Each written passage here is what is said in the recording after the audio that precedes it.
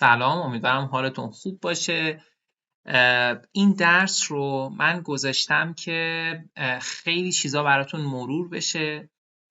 چند تا هدف رو دنبال میکنم. یکی این که نکاتی رو که در گذشته داشتیم، مخصوصاً دلیل آوردن و زبان صحبت کردن در مورد چیزهایی که دوست داریم و چیزهایی که دوست نداریم. میدونید که در مورد همشون صحبت کردیم. ولی هدفم اینه که اولا اینها مرور بیشتری بشه توی تاپیک های متنوع تری و همین که یه سری عبارات جدید یاد بگیریم و مطمئن بشیم یه سری دلیل و با عبارات خوب البته داریم که در مورد تاپیک های جدید هم صحبت بکنیم، چون تاپیک هایی که تموم نمیشه که، فقط میخوایم یه رنج گسترده تری رو هم کاور کرده باشیم. حتما تا الان دیدیم که خیلی کلمات، خیلی عبارات و خیلی از نکات، یعنی همه، دقیقش اینه که بگم همه کلمات و همه عبارات و همه نکات گرامری که خوندیم بارها و بارها تا الان مرور شده. یعنی ما زبان لایکس اند دیسلایکس رو که تمرین کردیم، دلیل آوردن، عبارات، گرامرها از زمانها گرفته تا دیسکورس مارکرها و همه چیز بارها و بارها مرور شدن اینها. ولی حالا تازه توی پارت دوم و پارت سوم میبینید که چقدر اینها با برنامه تکرار میشن، چقدر اینها منظم توی تمرینات اومدن، نکات گرامری، عبارات. ما نمیخوایم شو بعد بازی بکنیم با یک کارگاه و یک جلسه و دو جلسه. زبان عمومی ما قوی نمیشه. ما داریم زبان عمومی رو قوی میکنیم در جهت آیلتس، یعنی میدونیم توی آیلتس چی از ما میخوان، در اون راستا زبان عمومی رو داریم قوی میکنیم، زمانها رو خوب یاد میگیریم، کلمات، همه چیز. خب سرتون رو به درد نیارم، فقط یه نکته بگم که من همونطور که گفتم میخوام یه چیزایی رو مرور بکنم توی تاپیک های متنوعی. نگران چیزایی که مینویسم نباشید، نمیخواد الان نوت بردارین. توی تمرین ها همه رو میذارم طبق معمول، میتونید اونها رو مرور بکنید. خب دیگه نکته دیگه‌ای به ذهنم الان نمیرسه، حالا هر چیزی به ذهنم رسید وسط کار بهتون میگم. ببینید، برای پارت 1 مطمئن بشید که میتونید در مورد خودتون صحبت بکنید. کتاب میخونید یا نه، فیلم میبینید یا نه، موزیک گوش میدید یا نه، اگر میکنید چه نوعی، چرا، همیشه این چراها رو. گلدون توی خونه‌تون دارین یا نه، کادو میگیری، کادو میدی، نمیدونم ساعت میبندی، ساعت نمیبندی، نوت ور میداری از چیزایی که میشنوی یا نه، به حافظت اعتماد داری. همه چیزهایی که مربوط به شماست، به غیر از نمیدونم دین و سیاست و اینها رو از شما که نمیپرسن، ولی هر چیزی که به شما مربوط میشه حتما در موردش یاد بگیرید، صحبت بکنید، دلیل بیارید تا آماده تسکیوان بشین، آماده پارتوان بشین. ولی همونطور که میبینید اون چیزهایی رو که نیازتونه رو دارم در اختیارتون قرار میدم. اینها رو خیلی تمرین بکنید. ولی خب ممکنه یه چیزایی باشه، من حتی امروز بهتون میگم که حتی اگر خواستیم بگین نمیدونم چرا دوست دارم، اینها رو هم بتونید بگید. یعنی بعضی وقتا ممکنه دلیل مشخصی به ذهنتون نرسه. توی پارت دوم و سوم هم اینها رو زیاد میگم بهتون. میخوایم برای همه چیز آماده بشیم، برای هر شرایطی که اون یک روبی که حدوداً یک روبی که میریم امتحان میدیم، هر چیزی پیش بیاد ما تمام زحماتمون هدر نره. خیلی عبارات و این نکاتی هم که میخونیم شما 50% رو بتونید سر امتحان به کار ببرین. انقدر تکرار میکنیم اصلا چاره ای ندارین جز این که 50% رو بتونید به کار ببرید. یعنی انقدر این اصطلاحات، کلمات، اینها داره تکرار میشه که اون یه تاپیک های نزدیک این تاپیک هایی هم که ما خوندیم شما به کار ببرید، نمرتون رو میگیرید. خب بریم موضوعات رو شروع بکنیم. اول learning languages هست. تمام این موضوعاتی که یادداشت کردم امروز می‌خوایم روشون کار بکنیم، سوالات اخیر آزمون آیلتس. یعنی هر چیزی بچه‌ها این روزا رفتن آزمون دادن، سوالاشون رو به من گفتن، من اینجا نوشتم که توی درس امروز شما آمادگی ذهنی در موردشون داشته باشین، اگر خواستین بیشتر هم بخونید. خب تمام اینها رو می‌خوایم اون علاقمون رو نشون بدیم. گفتیم می‌خوایم در مورد این صحبت بکنیم، دلیل هم میاریم، یه سری چیزا مرور میشه، یه سری چیزا یاد میگیریم. learning languages. خب دوست داری زبان جدید یاد بگیری؟ چیزایی که قبلا داشتیم. I'm fond of learning languages. I'm keen on learning languages. I'm a big fan of learning languages. همه اینها رو میتونیم بگیم. I couldn't love learning languages more. یا I take، من جدیده رو مینویسم. I take great pleasure in learning languages. یا همون چیزایی که قبلا هم داشتیم، من یکی رو بنویسم. I'm fond of learning languages. I couldn't love it more. تأکیدی اگر یادتون باشه. دیگه چی میتونیم بگیم؟ I have a fondness for learning languages. I have a fondness for learning languages. بعدش هم دلیل میارم. حتما دلیل رو باید، دلیل آوردن رو در مورد هر چیزی تمرین بکنی. مثلا میگم که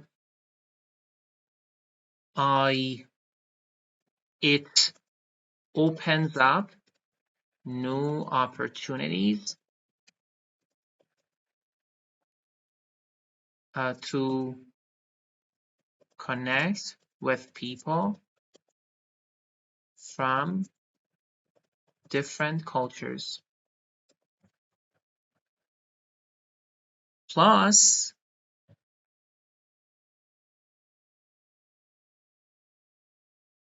اصطلاح broaden your mind رو بارها داشتیم تا الان، هم توی تمرینات هم توی ویدیوها که توی نمونه جوابهایی که من دادم. Plus, I believe learning a language، دیگه من می نویسم it can broaden my mind. دلیل خود این چیه؟ چرا فکر میکنم broaden my mind میکنه؟ As I learn about different cultures.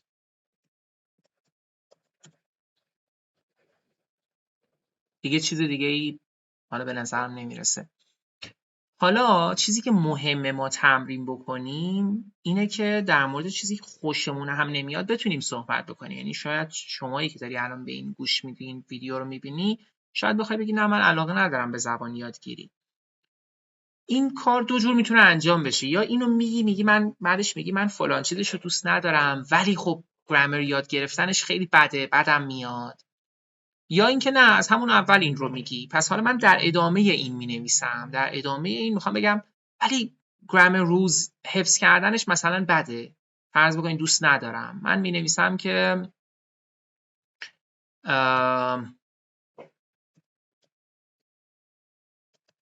grammar rules can be challenging یا overwhelming. قبلا داشتیم اون رو بنویسم. can be overwhelming though هم یادتونه توی دیسکورس مارکرات داشتیم بودیم. But grammar rules can be overwhelming. ولی grammar rulesش overwhelmingه. یادتونه overwhelming یعنی چی؟ هر چیزی که over میاد یعنی زیادیه دیگه. overwhelming یعنی از کشش شما خارجه. حالا چه روحی باشه چه فیزیکی باشه. بعد ادامهش adjective clause جمله‌ای رو یادتونه جلسه پیش خوندیم. یک کاما میذارم میگم which can be a bit frustrating sometimes. ولی یه وقتایی میتونه یکم frustrating باشه. کلافه کننده باشه، اعصاب خردکن باشه. یا اینکه میگم which can، دوتا رو با هم نمیگم، میگم grammar rules can be overwhelming though, which can dampen my enthusiasm sometimes یا at times. enthusiasm at times. dampen یعنی احساسی رو ضعیف‌تر کردن. وقتی میگیم dampen my enthusiasm یعنی ذوقم رو یکم کور میکنه بعضی وقتا. adjective clause جمله‌ای رو گفتیم فقط با which میتونیم بگیم. دیگه چیز دیگه ای برای بد بودن زبان، مثلا بعد ادامه توضیح بیشتر، دیتیل بیشتر که قبلا تمرین کردیم، میگم چی؟ میگم there are so many things to learn that can make my head spin. اصطلاحی که قبلا هم توی درس استادی داشتیم. خب پس بعدیشو توضیح دادیم. اگر خواستیم بگیم نه بدم میاد، اگر همون اول میخواد بگی نه مال کار من نیست، من چیزی نیست که من بهش علاقه داشته باشم، میگی it's just not my thing. No, it's just not my thing. No, it's just not my thing. just فقط اینجا تأکیدی میکنه جمله رو. جاش رو هم توی جمله همینجوری بگید به طبیعی ترین حالت ممکن. پس اگر در ادامه بود که با though اووردم کانکشن ایجاد کردم، اگر نه همون اول میخوای بگی نه علاقه ای ندارم، میگی no, it's just not my thing. Grammar rules can be overwhelming, which can dampen my enthusiasm. Yeah, which can be a bit frustrating. So I'm not interested. No, I'm not that keen on learning languages. دارم چیزایی رو قبلا داشتیم رو سعی میکنم تکرار بکنم. بریم یه موضوع دیگه. swimming. سریع شما اگر بتونید پاز بکنید خودتون ببینید در مورد swimming علاقه داری، علاقه نداری، چرا؟ با کلمه لایک و اینجوی فقط نگی که یه خورده متنوع صحبت بکنیم. یکم دایره لغاتمون رو توی پارت 1 حداقل بتونیم، البته توی پارت 2 و پارت 3 همینا رو سعی می‌کنم تکرار بکنم که قالب دیگه اینا همه انتخاب شده کلمات توی تمرینات توی ویدیوها که اینها خیلی خوب براتون خیلیاش مرور بشه. ولی خب ما طبیعتا همیشه بچه‌ها توی پارت 1 بیشتر کلمه استفاده می‌کنن چون کامفورتبل تر هستن با اون چیزای شخصی، که البته مشکل هم هست. یعنی اگر شما توی پارت 2 و پارت 3 دیگه اصلاً نتونی توی کلمه خودتون نشون بدی، نمرت محدود میشه به یه بندی و دیگه نمیتونی بالاتر بری. فکر نباید بکنید توی پارت 1 اگر عالی باشی بعد پارت 2 و پارت 3 اصلا دیگه کلمه رسکامنی استفاده نکنی، هیچ اصطلاحی استفاده نکنی، نمرت رو میگیری توی وکم هفتت رو میگیری. نه اصلا اینجوری نیست. برای همین ما راه حلم برای همون هم درست کردیم. خب من میگم swimming، در مورد swimming صحبت بکنیم. من میگم که اگر علاقه دارم میگم it's something I'm keen on. It's something I'm keen on. یا I'm keen on swimming. I'm a big fan of swimming. I get a thrill out of swimming. این خیلی هیجان زدم میکنه. It makes me excited. I get a thrill out of swimming. دیگه چی؟ توضیحش رو چی بگم؟ میگم که مثلا میگم there is nothing quite like the feeling of weightlessness in the water. یا بذاریم بنویسم there is، اینو امروز سعی میکنم زیاد استفاده بکنم یه قالب هایی رو. there is nothing quite like the feeling of weightlessness in the water. هیچ چیزی مثل اون حس weightlessness بودن، بی‌وزنی توی آب نیست. درست نوشتم؟ خب پس حفظ بکنید there is nothing like something. There is nothing quite like something. یا اینکه من میگم هیچ چیزی مثلا refreshing تر از پریدن توی آب توی هوای گرم نیست. من میگم که there is nothing more refreshing than doing something. There is nothing more refreshing میدونید که این خستگیتون رو به در میکنه. ممکنه یه نوشیدنی refreshing باشه. There is nothing more refreshing than مثلا diving into the water on a hot summer day.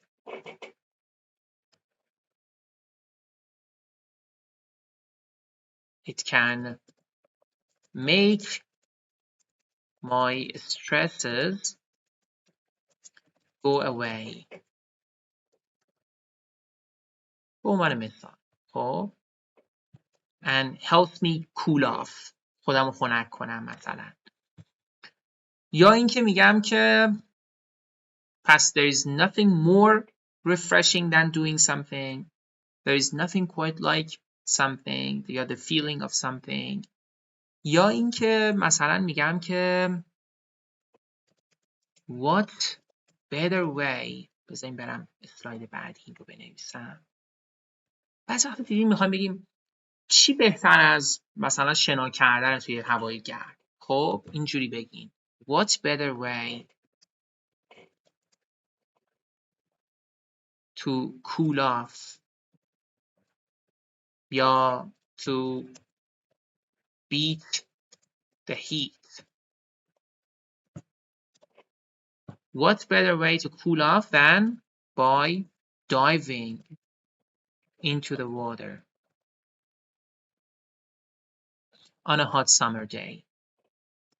On a hot summer day. پس ببینید من اول میگم آره خیلی دوست دارم. دوست داشتن رو پرافریز داریم میکنیم، با کلمات جدید استفاده میکنیم، دلیلش هم میاریم. دلیل آوردن هم با یه قالبای خاصی همیشه helps me relax, helps me unwind. یا مثلا it allows me to escape from the stresses of daily life. خب یه همچین عباراتی رو بلد باشین. هم ساختارها هم عبارات. زبان شما ترکیبی از این هاست. اینها رو با هم تمرین بکنید. خب دیگه اگر چیزی نوشتم مثلا میتونی بگیم it's also a full body workout. full body workout هم هست. یادتونه گفتم تضاد رو در نظر بگیرید. مثلا میگم که اینجا میگم اگر به خاطر شنا کردن نبود اصلا من الان این شیپ نبودم، انقدر این شیپ نبودم. در ادامه میگم it's also a full body workout. In fact if it خوبیش اینه که همه گرامرها رو خوندیم، اینها رو داره تکرار میشه. if it wasn't for swimming I wouldn't be in great shape now.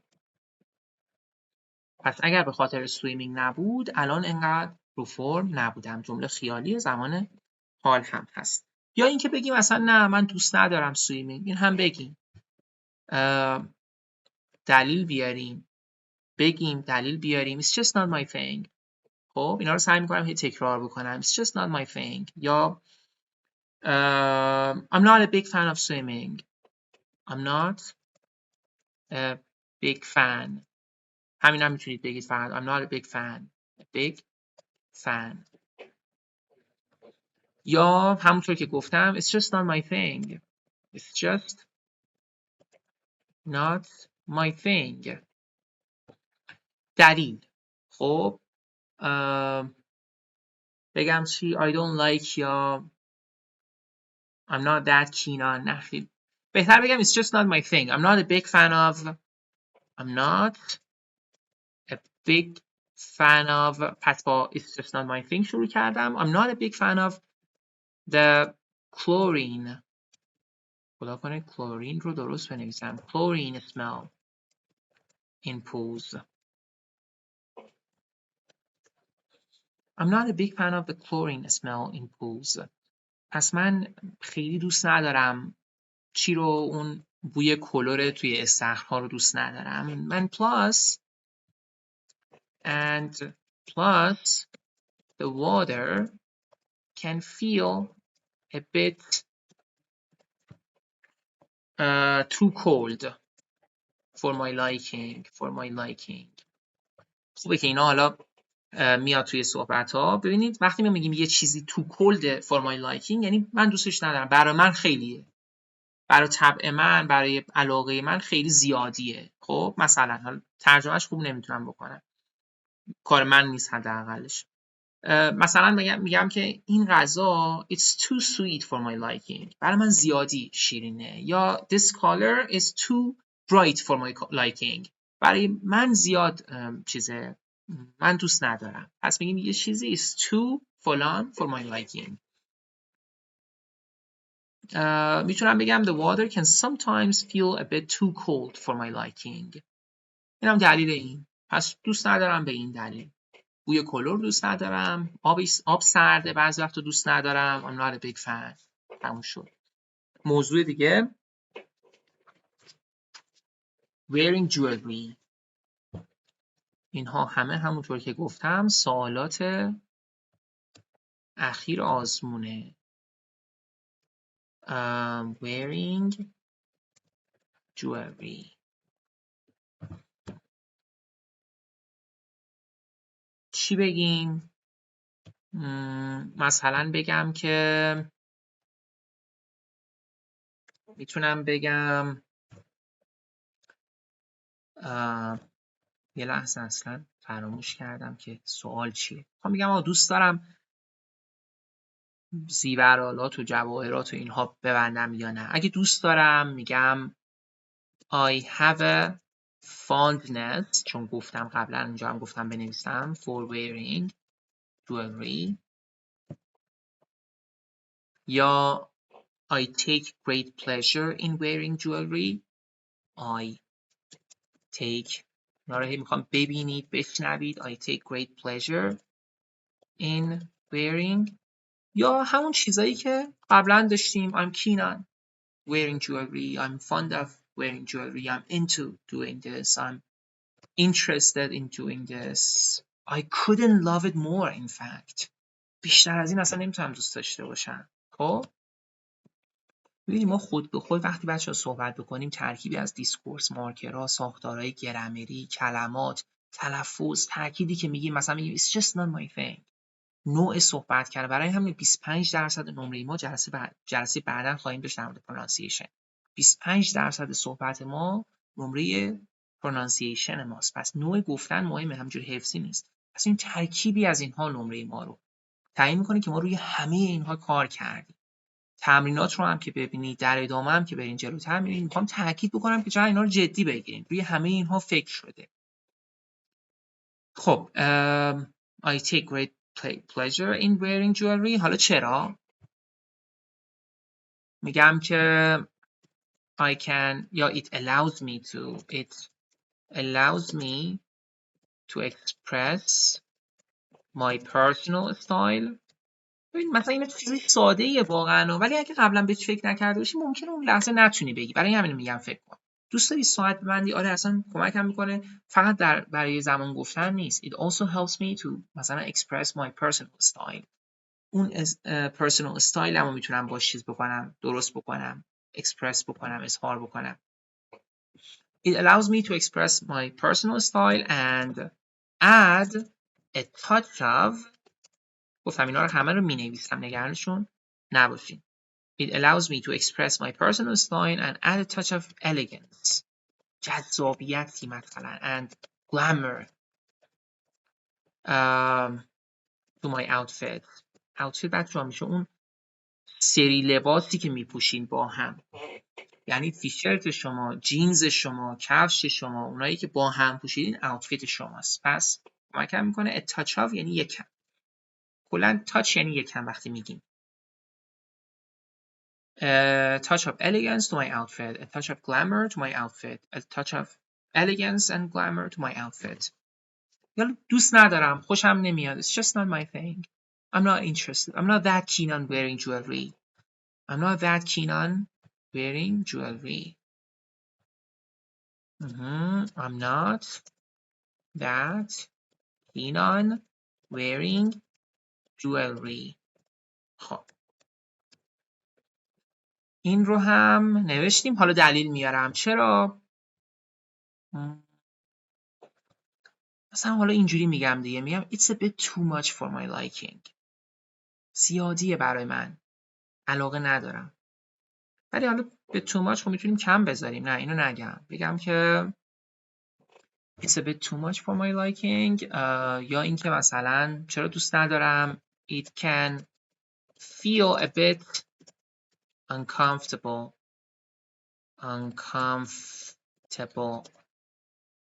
and get in the way sometimes. دست و پاس مثلا get in the way sometimes, especially when I'm doing certain activities. مخصوصا وقتی دارم یه کارهای خاصی رو انجام میدم تو دست و پامه، مثلا دوست ندارم. یا این رو گفتم بگیم مثلا واقعا دلیلی به ذهنت نمیرسه، نمیدونم چرا. I've never been a big fan without really knowing why.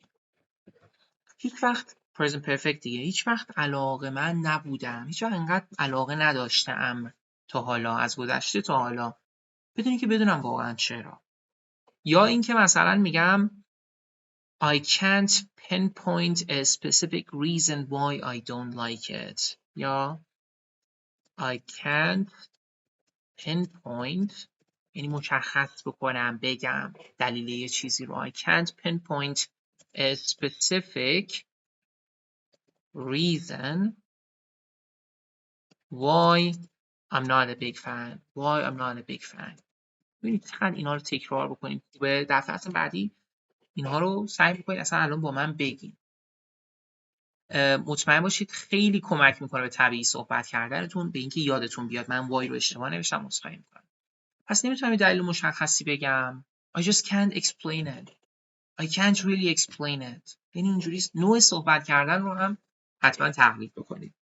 خب دیگه چی داریم؟ drawing or painting. سوال با هم اومده. مثلا میگه do you like drawing or painting؟ شما میگی دوتا رو دوست دارم، فقط drawing دوست دارم، هیچ کدوم رو دوست ندارم. خب من میگم که خب من اینجا بنویسم painting or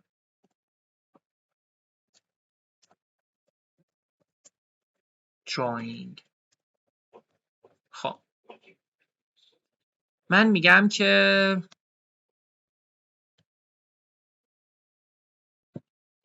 اگه علاقه داشته باشم میتونم بگم I have a passion for both of them. مثلا هر دوشون. یا حتی بگم both are passions of mine. هر دو پشن های منن. اون پشن وقتی شما پشن برای چیز داشته باشین خیلی علاقه دارین دیگه. یا دوباره چیزایی که داشتیم I take great pleasure in painting. I'm a big fan of, I'm fond of, I'm keen on painting. There is nothing quite like expressing myself artistically. حالا در ادامه این اومد دیگه، خوب شد. خب There is nothing quite like expressing myself artistically. Yet there is nothing quite like the feeling of expressing myself artistically. اینجوری هم بهتر میشه. هیچی مثل اون حس اکسپرس کردن خودم به صورت، یعنی به طور هنرمندانه‌ای، هنرواری نیست. یا there is nothing more satisfying. There is nothing more، حتی میتونه ادامه این هم بیاد، more satisfying. ببینید فقط اگر اینها رو تمرین کنید کمک کنه فلوئنت صحبت بکنید توی پارت اول. There is nothing more satisfying than creating something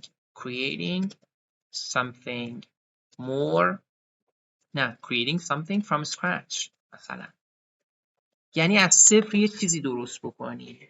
هیچ چیزی راضی کننده تر از مثلا تولید یه چیزی، به وجود آوردن یه چیزی از هیچی مثلا نیست. یا مثلا what better way رو بگم، حالا نمیخوایم آن نچرال بشه، همینجوری خیلی خوب شد. یا اینکه یه چیزی بهتون بگم، مثلا شما این رو بعداً خواهیم داشت، پارت سوم هم خواهیم داشت، essence of creativity. حس خلاقیت. میتونیم بگیم it gives me a sense of painting gives me a sense of creativity. به من یه حس خلاقیتی میده. پس یه چیزی gives me a sense of، دیگه اینا رو با هم نگیم ها، یکی از اینها رو مثلا there is nothing quite like فلان یا it gives me a sense of، البته میتونم بگم both are passions of mine they give me a sense of creativity. You know, there is nothing quite like the feeling of expressing myself artistically. اینجوری توضیح بدیم. A sense of creativity gives me a sense of creativity. خب یا اینکه بگم it painting یا both of them they، مثلا بگم که satisfy یعنی ارضا میکنن، برطرف میکنن، they satisfy my need for a sense of creativity. پس اون نیاز من رو برای یه حس خلاقیت برطرف میکنن، اون نیازم رو ارضا میکنن. این هم در مورد پینتینگ. بگیم دوست نداریم مثلا چی بگیم دوست نداریم؟ من خودم شخصا خودم اینجوری جواب میدم دیگه، چون واقعا متاسفانه اصلا هنری نیستم. میگم که چی؟ میگم it's just not my thing. It's just not my thing. یا they're just not my thing. I'm not artistically inclined. I'm not artistically inclined. I've never been into it. Maybe خوب شد این هم اومد. I'm not artistically inclined. I've never been into art. هیچ وقت علاقه به آرت نداشتم. Maybe it's because no one has ever taught me how to paint or how to draw. خب پس maybe it's because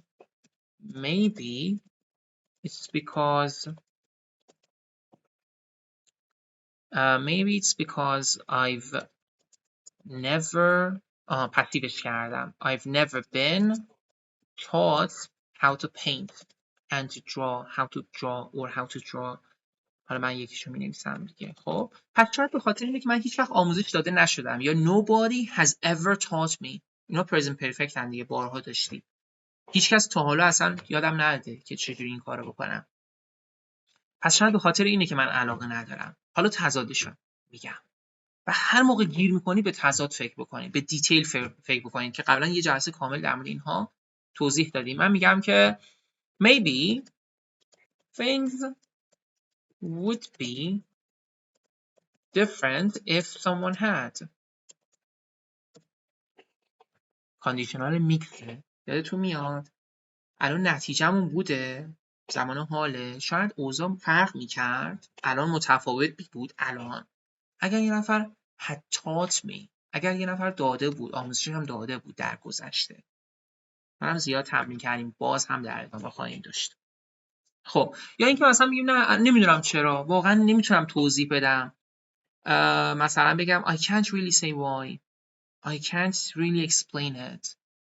نمیتونم توضیح بدم. I've never enjoyed it. I've never enjoyed painting. همین. خب پس I can't really explain it. من متاسفانه نوشیدنی نیاوردم، یه پاس بکنم، یه نوشیدنی بیارم و برمیگردم خدمتتون. چقدرم طولانی میشه این کلاسمون، این جلسمون. بچه آیه من رو هیچ وقت اشتباه من رو نکنید کوچیک بنویسید. بریم در مورد تراپیوتیک هم من یه چیزی بگم. برای خیلی از تاپیک ها میتونید این رو بگید. برای مثلا نمیدونم کوکینگ، listening to music، reading books. دیگه در مورد چی؟ در مورد حتی ماساژ، نمیدونم همین تاپیک اون چیه، drawing or painting. اینها من میگم I find painting therapeutic. آرامش بخشه. خب برای من I find something painting رو بچه من اشتباه نوشتم، من رو جا میختم. I find painting therapeutic. I find something صفت میاریم. این رو هم داشتیم.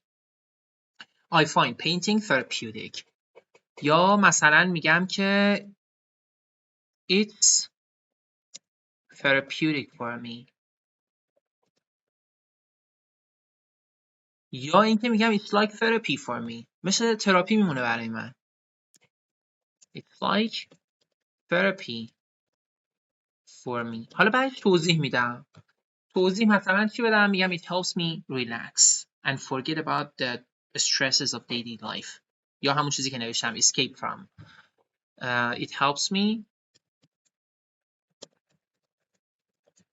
escape from the stresses of daily life. خب این هم توضیحش. پس کمکم میکنه ریلکس کنم. بریم تاپیک بعدی. در مورد buying gifts. هدیه خریدن. خب بریم اسلاید بعدی. buying gifts. هدیه خریدن. دوست داری هدیه بخری برای کسی؟ میگم که آره. I take great pleasure in buying gifts. یا picking out presents for people, for others. پرفریزش هم کردم که buy رو نیارم دوباره. pick out میشه انتخاب کردن. من میگم که چی گفتم؟ I have a fondness for گفتم pleasure رو گفتم. I take great pleasure in picking out presents for others. حالا باید بگم چرا اینقدر لذت میبرم؟ چرا اینقدر لذت میبرم؟ خوب شد. There is nothing quite like watching someone's face light up with delight when they open a present I bought for them. بچه به someone با جمع اشاره بکنید. نمیخواد بگید him or her. خب پس هیچی مثل نگاه کردن یک صورت کسی لایت آپ بشه به وجه بیاد مثلا with delight when they open a present I bought for them. برای present adjective clause آوردم. اینا رو راحت فکر کنم متوجهشون میشین. A present that I bought for them. یا I bought for them. There is nothing quite like something. There is nothing quite like watching someone's face light up with delight when they open a present I bought for them. نوع گفتن تمرین بشه. خیلی مهمه. یا اینکه مثلا میگم there is nothing more satisfying than watching someone's face light up with delight. پس هیچ چیزی اون satisfying تر از اون نیست. خب راضی کننده تر از اون نیست. یا مثلا من میگم you know what's better way to make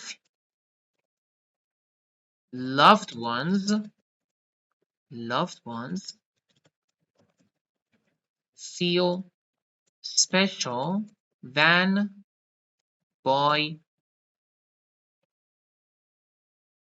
by doing something. میگم than by picking out a nice gift for them.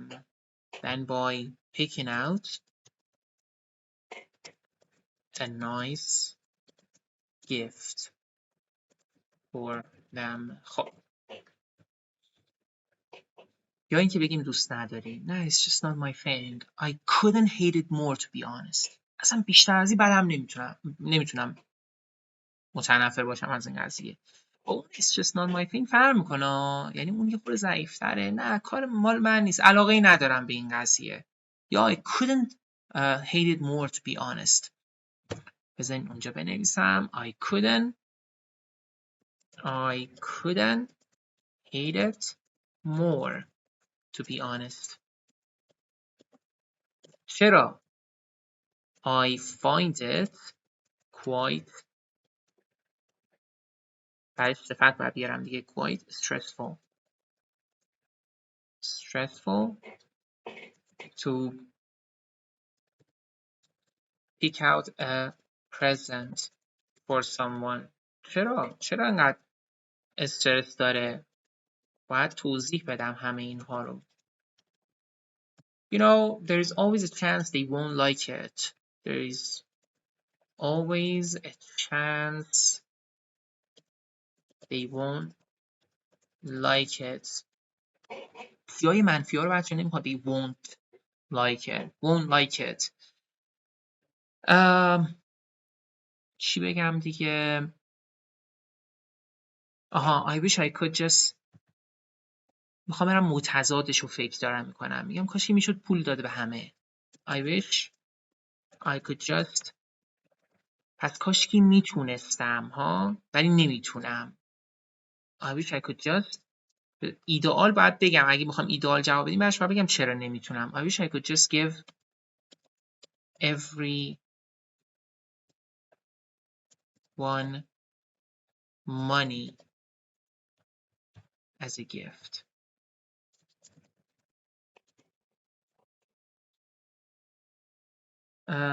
یا خیالی بیارم خیالی که همون I wish هم هست، منظورم شرطی خیالی. میگم if I could I would. اگر میتونستم میکردم. But if I could I would. But money isn't personalized. Money isn't personalized یعنی برای اون شخص نیست. پول به همه میشه داد. نمیخواستی اصلا فکر کنی. You didn't put lots of effort and thought and energy into it. تلاشی نکردی برای زمانی نذاشتی، فکری براش نکردی، چون پولو دادی. پس برای همین میگن مثلا پول personalized نیست. It's impersonal. غیر شخصیه، یعنی به همه میشه داد. اصلا طرف فکر نمیکنه رفتی براش فکر کردی گفتی این چی دوست داره برام براش بگردم خوشحالش بکنم. میگم چی؟ میگم but money isn't personalized. It's impersonal. So it's not a meaningful gift. meaningful نیست. برای همین نمیتونم بخرم. ببین پس گفتم I wish I could. I can't because.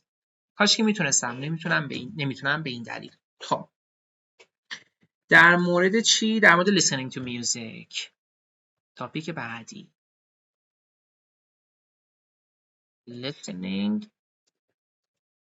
to music. خب دوست داری موزیک گوش بدی؟ معلومه of course I do که گفتم تکرار نکنید یادتون میاد. یا I take great pleasure in listening to music. I get a thrill out of listening to music. خیلی هیجان زدم میکنه. اینجا بنویسم. هر کدوم بگید بچه خوبه، ولی یه چیزایی بی ربطی حواستون باشه. بعضی وقتا نگین. مثلا get a thrill out of doing something رو برای چه میدونم یه چیزی که ممکنه خیلی هیجان انگیز باشه نگین. مثلا من برای خوندن روزنامه درست دوست دارم ولی نمیتونم بگم. حالا میخوام بگم حواستون باشه که اینو برای جای مختلف بعضیشون ممکنه همه استفاده نشن. پس میگم چی؟ میگم I get a thrill out of listening to music. خب میخوام در مورد هیجان صحبت کنم دیگه. I find it energizing. It boosts my mood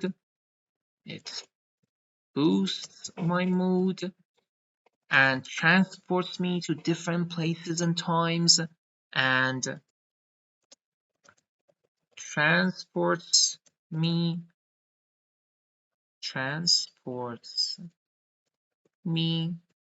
to اینا رو همینجوری حفظ بکنید. Transports me to different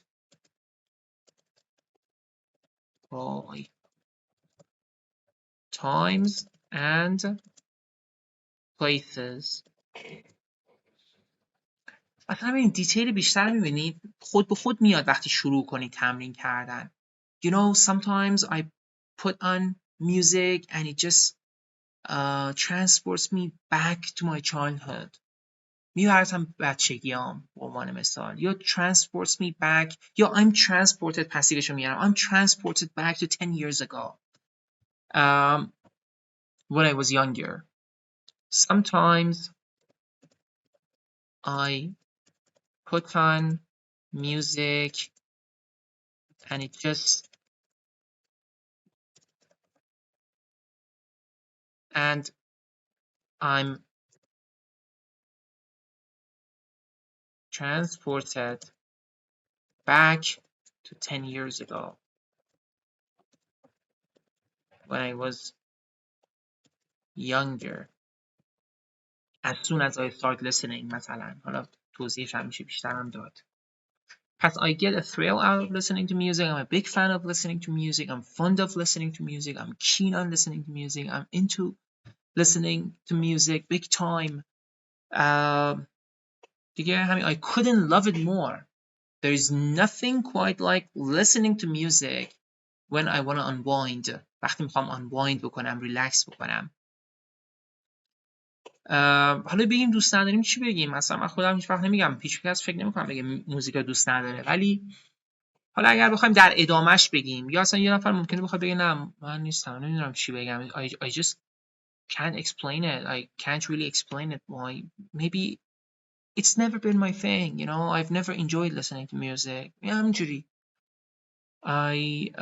یا اینکه مثلا بگم ادامه همین جواب میگم sometimes it can be a bit tough and frustrating to find a song, the right song that can match my mood. به عنوان مثال بعضی وقتا یکم دارم واقعا الکی میگم دیگه، ولی مثلا میخوام حالا اینم بدونیم بگیم که but it sometimes feels a bit frustrating to find a song to match my mood.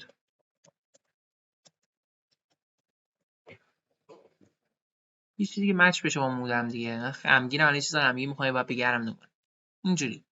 یا اینکه مثلا بگم که مثلا بگم sometimes I get a catchy song stuck in my head that I can't shake. یه چیزی گیر میره تو سرم، مثلا من خودم اینجوری شدم، میگم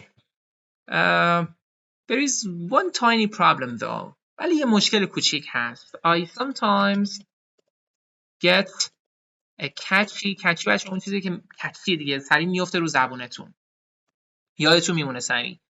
I sometimes get a catchy song stuck in my head and I can't shake it. Shake it یا shake it off یعنی نمیتونم شرش خلاص بشم. I cannot get rid of it. و دیگه یه چیز دیگه به ذهنم نمیرسه، ولی اگه گفتم اگه بخوام بگم دوست ندارم همون، نمیدونم چرا دوست ندارم، شاید به خاطر اینه که هیچ وقت گوش ندادم، شاید به خاطر اینه که از بچگی گوش ندادم، اون چیزا.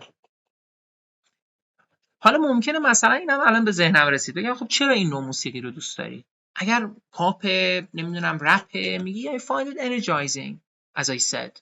اگر قبلا گفتی میگی همونطور که گفتم I find it energizing. اگر مثلا موسیقی سنتیه میگیم I find it soothing and calming. آرامش بخشه. I find it soothing and calming. یا همون چیزی که در مورد تراپی گفتیم دیگه. It's like therapy for me. I find it therapeutic. It helps me forget about my problems and escape from the daily stresses of life یا stresses of daily life.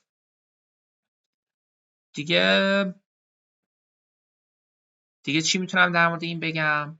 یا مثلا اینجا تمرین بکنیم دوباره، بگم که نمیتونم واقعا بگم چرا. I can't pinpoint a specific reason why It appeals to me چون داشتیم appeals رو هم الان یادم اومد. It appeals to me. نمیدونم چرا برام جالبه. نمیتونم دلیل مشخصی رو بگم برای اینکه برام جالبه. یا اینکه I can't just there is something about it that makes me feel relaxed. یه چیزی هست، یه چیزی داره که من رو there is something about it that makes me feel relaxed. یا اینکه مثلا بگم چی؟ بگم که it just speaks to me on a deeper level. It just یا I just connect with it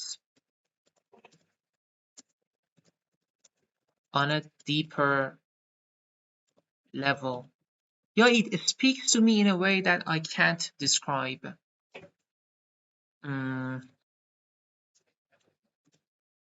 It just speaks to me on a not in a way that I can't describe. یا یه کلمه قشنگ بعدش در مورد فیلم و اینا که تو پارت دوم توضیح میدیم و اینا، این اشتباهی اگر من میکنم ببخشید، این کلمات رو به کار میبریم بعدم. میگم که resonate میکنه با من. نمیتونم توضیح، نمیدونم چرا. I don't really know why I like it, why I'm a big fan of this kind of music. It just resonates with me and my experiences. Just هر کدوم بچه از اینا رو بگید عالیه اگه با لحن درست بگید. It just resonates with me and my experiences. بچه اگر چیزی resonate میکنه با شما، resonate میکنه با تجربیات شما، با شما کلن، یعنی شما یه emotional connectionی باهاش ایجاد میکنید. شاید مثلا یه چیزی رو یادتون میاره، نمیدونم، من خودم فارسیشو نمیدونم دقیقاً چه معنی میده، ولی انقدر میشنومش it just resonates with me for some reason. به یه دلیلی که نمیدونم چیه. for some reason. بچه some اینجا قبل از یعنی اینجا reason اس جمع نمیگیره، یعنی فکر نکنید چون سامه، نه اینجا میگیم for some reason، به یه دلیلی، نمیدونم، وقتی ناشناخته است میگیم for some guy، یا آقاه، نمیدونم، مهم نیست کیه. But it just resonates with me for some reason. I can't really, just speaks to me in a way that I can't describe. اینا رو مثلا میتونیم با هم بگیم. دیگه موضوع که color، رنگ مورد علاقت چیه؟ این سوال چندین بار پرسیدن از بچه‌ها. رنگ مورد علاقه، مثلا چه رنگی دوست داری؟ میگم مثلا چه میدونم گرین دوست دارم، بلو دوست دارم، آبی دوست دارم.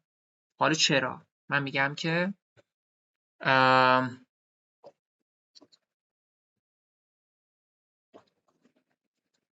بگیم که مثلا I'm a big fan, I have a fondness, I take great pleasure in wearing blue. دیگه چی جدید بگم؟ I'm keen on wearing blue. دیگه I couldn't love blue more. I couldn't love it more in fact. بیشتر از این نمیتونم دوستش داشته باشم. یه چیز دیگه به ذهنم نمیرسه. It's my favorite color. چی گفتم؟ I take great pleasure. این دیگه فکر کنم یادتون نره، از اون چیزایی که امروز یادتون نمیره. I take great pleasure in wearing something blue. حالا چرا؟ It just feels comfortable. It just feels comfortable and looks good on me. And looks good on me. و به من میاد. پس راحته، به من میاد.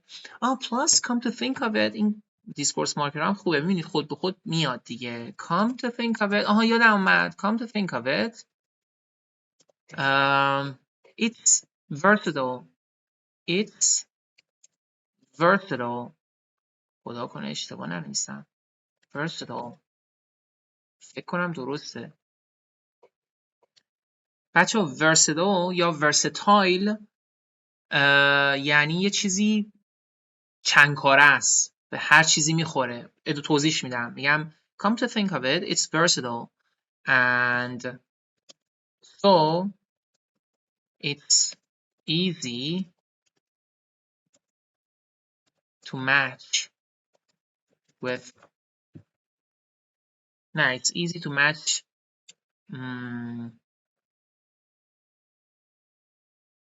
مثلا other pieces of clothing. خب easy رو هم اشتباه نوشتم. It's easy to match other pieces of clothing. دیگه نکته چیزی یا همین که گفتم میگیم مثلا نمیدونم چرا دوست دارم. I can't pinpoint a specific reason why I enjoy wearing this color. دیگه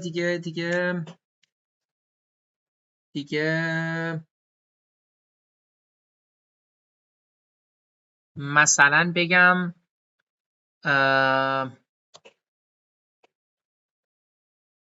whenever دیتیل میخوام بگم مثلا اینا هم یه تمرین بکنیم. Whenever I go shopping I just find myself gravitating پیدا کنیم اشتباه نکنش باشم نه toward something blue. بچه gravitate یعنی جذب یه چیزی شدن. You gravitate towards something. I find myself اشتباه نوشتم find myself doing something یعنی خودم میام دارم یه کاری میکنم. I find myself gravitating toward something blue.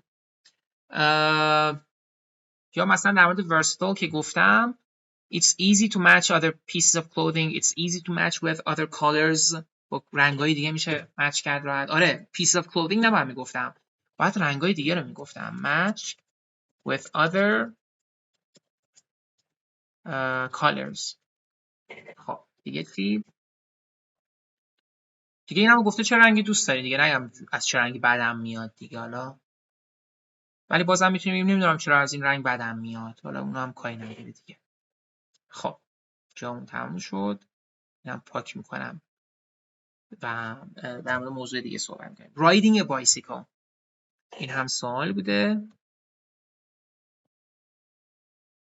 چند دقیقه نزدیک 1 ساعت داریم میریم. Riding a bicycle. خب دوست داری دوچرخه سواری؟ میگم آره مثلا I get a thrill out of biking. I always get a thrill out of biking.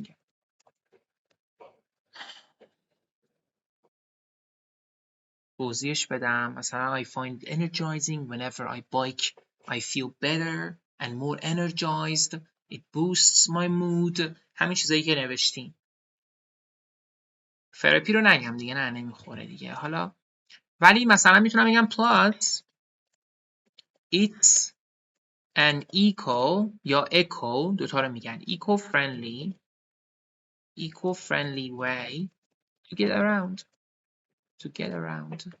خب eco-friendlyه for someone like me who توی درسای پارت سوم اینها اومده که در مورد ایکو کانشس و اینا صحبت بکنیم. برای یک کسی مثل من که ایکو کانشس هست for someone like me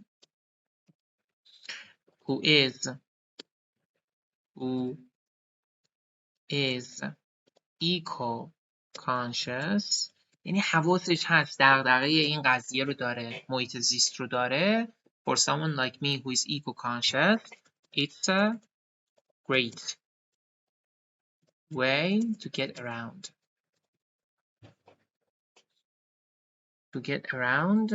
because it's eco-friendly دیگه اونجا هم نوشتم. یا اینکه خوشم نمیاد physically demandingه خیلی کار سختی از رازه یا physically difficult exhaustingه. خب no it's just not my thing.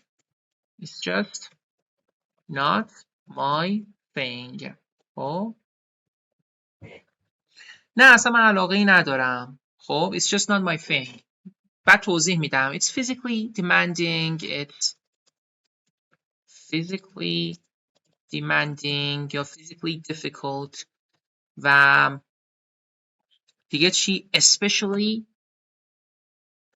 especially یا بگم که especially when I'm cycling یا biking uphill.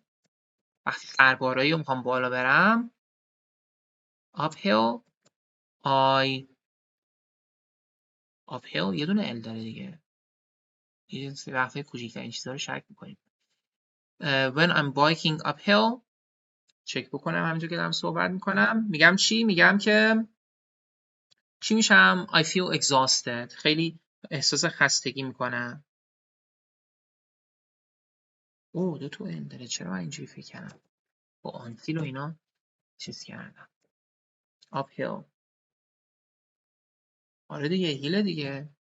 خب when I'm biking uphill I feel exhausted. یه چیزی هم یادم اومد. سر خودم اومده تو خیابونای شلوغ رانندگی کردن. میگم besides navigating یعنی راهت رو پیدا کنی finding your way around navigating your way around in a busy street navigating یا بگیم navigating a busy street navigating a busy street میتونه اعصابت رو خورد کنه عصبیت بکنه یعنی مضطربت بکنه can be nerve wracking can be nerve wracking خب دیگه چیز دیگه ای به خاطرم نمیاد یه موضوع games دوباره اینو پاک میکنم خب games میگه چه گیمی تاپیک گیم هم داشتیم دیگه قبلا در موردش صحبت کردم خودم نمونه جواب ثبت کردم و اینها در مورد تخته فکر کنم صحبت کردم میگه چه گیمی دوست داری مثلا من اینکه حالا یه چیزی مرور بشه میگم که مثلا شطرنج دوست دارم شطرنج چرا I'm a big fan of chess I couldn't enjoy playing chess more یا دیگه I take great pleasure in playing chess همه اینها I'm fond of playing chess I'm into playing chess چرا it's mentally یا intellectually چند بار داشتیم intellectually stimulating it's intellectually stimulating it's a good way to keep my brain sharp پس دیگه دارم علمیشو بررسی میکنم خیلی راه خوبیه تا برینم و مغزم رو شارپ نگه دارم it's a good way to keep my brain sharp it's a good way to keep my brain sharp یا اینکه مثلا اونجا که گفتم I get a thrill out of playing chess میگم چی؟ میگم توضیح میدم میگم I find it intriguing to predict my opponent's moves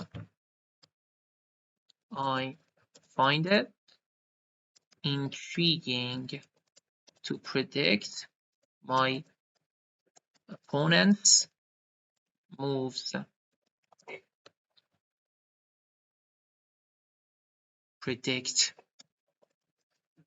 خب پس برام خیلی جالب و جذابه که حدس بزنم حرکات رقیبم رو پردیکت بکنم پیش بینی بکنم یعنی دیگه در مورد چس دیگه حالا یا اینکه گفتم حتما تمرین بکنید تاپیکا رو بچه‌ها دور و برتون نگاه کنید کتاب می‌بینید در مورد کتاب صحبت کنید سلفون می‌بینید در مورد سلفون اینترنت گیمز هر چیزی که می‌بینید شروع کنید صحبت کردن بهشون برمی‌خوره یعنی همه این چیزایی که یاد گرفتیم دیگه ابزار داریم فقط آمادگی ذهنی می‌خواد هر تاپیکی من بتونم راحت صحبت بکنم دلیل بیارم خب گفتم اگه همون لحظه به ذهنتون نرسید I just don't know why it appeals to me so much نمیدونم واقعا چرا انقدر بر من جالبه انقدر منو جذب میکنه خب دیگه گیمز هم که گفتیم دنس هم نوشتم که بگم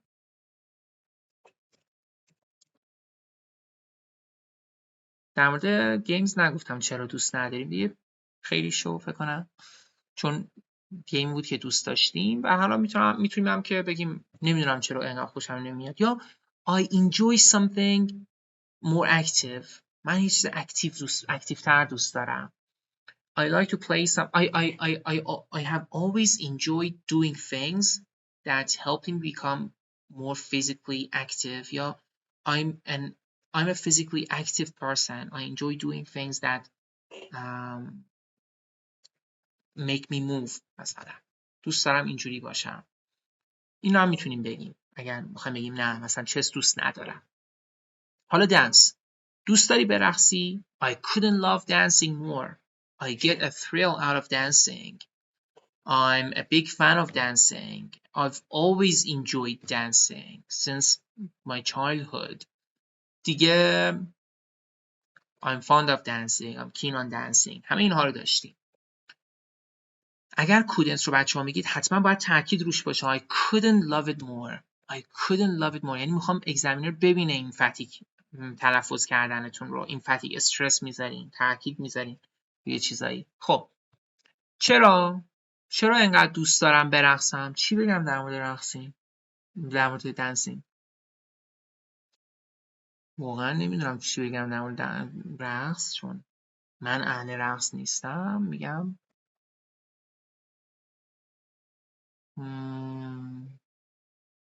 بگم که کمکم میکنه. آره مثلا میگم حالا بذارین اینجوری هم بگم، بعدشون رو میگم. There is nothing quite like dancing with friends. There is nothing more energizing. There is nothing more energizing than dancing with friends. یا اینکه میگم مثلا خودم رو اکسپرس بکنم با دنس دیگه. اینجوری بگم دیگه. It helps me express myself. It helps me express myself. خب کمکم میکنه خودم رو اکسپرس بکنم. یا دیگه حالا چیز دیگه واقعا به ذهنم نمیرسه. You know, for me, there is nothing more energizing than dancing. یا اینکه what better way to feel energized than by dancing. من اینجوری هم دیگه. چی بهتر از رقصیدن برای چی بهتر برای energized شدن؟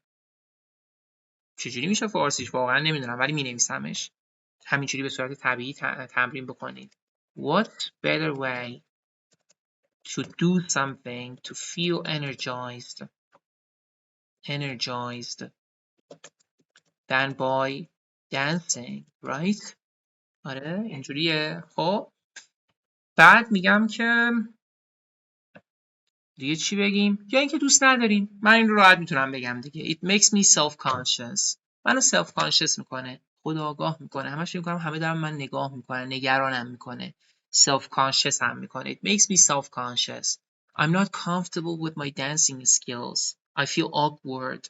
پس ببین همه اینا رو میتونم بگم. I feel self-conscious and awkward. I feel self-conscious and awkward. معذب مثلا میشم، احساس بدی میکنم. Because I feel like everyone's judging me. احساس میکنم که انگار همه دارن منو جاج میکنن. Maybe it's because I'm not comfortable with my dancing skills. I'm not comfortable with my dancing skills. خب if maybe things would be different if someone had taught me how to dance when I was a child.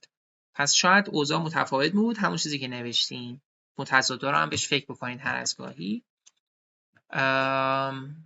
اگر یه نفر به من یاد داده بود توی کوچیکی که برقصم. یا اینکه بگم نه خیلی چیزی میشه، خیلی نمی‌خوایم unnatural بشیم. کوکینگ. تاپیک بعدی کوکینگ هست. دیگه داره تموم میشه. میدونم خسته شدین. جلسه طولانی شد.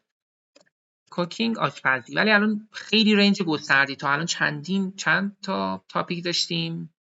16 17 تا تاپیک داشتیم که نمونه جواب دادیم، همه چیزاشو توضیح دادیم. ولی حالا رنج گسترده تری هم هست. خیلی چیزا هم تکرار شد دیگه، اصلا از ذهنتون نمیره.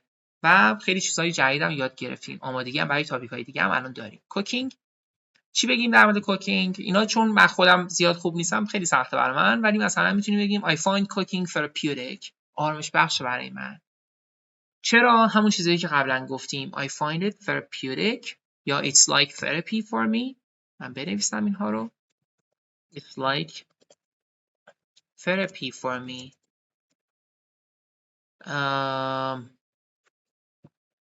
It's like therapy for me. بگم که گفتم مثلا it allows me to do something. ساختارو هم کار بکنید، حفظ بکنید، قبلا هم داشتیم. It allows me to escape from the stresses of daily life. خب دیگه چی؟ دیگه کوکینگ یا همون چیزایی که برای creativity گفتیم. There is nothing quite like creating something from scratch. برای غذا اینو بگیم. خوبه. There is nothing quite like. نه بگم there is nothing more satisfying than. هیچ چیزی satisfying تر از این نیست. There is nothing more satisfying than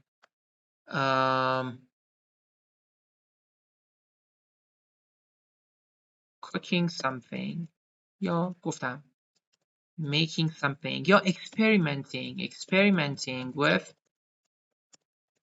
different flavors and ingredients. امتحان بکنی، اکسپریمنت بکنی، اینو امتحان بکنی، اونو امتحان بکنی، میشه experimenting with something. There is nothing more satisfying than that. دیگه چی میتونیم بگیم؟ همون satisfies my need for a sense of creativity رو میتونیم بگیم. It satisfies my need for a sense of creativity. نیاز من رو برای حس خلاقیت ارضا میکنه. یا it gives me a sense of creativity. به من یه حس خلاقیت میده. دیگه همین. مثلا میتونم بگم You know, I always cook things. What better way? آره همون چیزی که در مورد escaping from the stresses of daily life که گفتم. میگم what better way to escape from the stresses of daily life. چی گفتم؟ What better way to escape from the daily stresses of life than by cooking. اینجوری هم میتونم بگم. What یه کدومش که comfortable هستیم رو شما حفظ کنید. What better way to escape from the stresses of daily life than by cooking. حالا اگه دوست نداشتم it just doesn't appeal to me. نمیدونم برام جالب نیست. I can't pinpoint a specific reason why it doesn't appeal to me. همون چیزایی که گفتیم. یا دیگه چیز دیگه ای در مورد کوکینگ stressful هست. مثل همون picking out gifts بود که گفتیم stressfulه. I find it stressful. میتونم در ادامهش بگم it sometimes can be a bit stressful. It sometimes can be a bit stressful though. ولی بعض وقتا میتونه یکم stressful بشه because things may not go according to plan. یا things may not turn out as planned. خب پس ادامه اینو اصلا ننویسیم. میگم که it can be a bit stressful sometimes. یا it can be a bit stressful though sometimes though. چرا؟ Because the food may not turn out as planned. ادجکتیوهای جمله‌ای میارم جلسه پیش داشتیم. Which can be frustrating, which can be disappointing.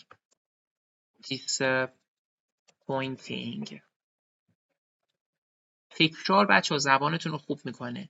اینا اتوماتیک باید بیاد. ما سر امتحان نمیریم بگیم من میرم سر امتحان از جمله استفاده، اصلا غیر ممکنه. یا نچرال میشه یا اصلا یادت نمیاد بگی.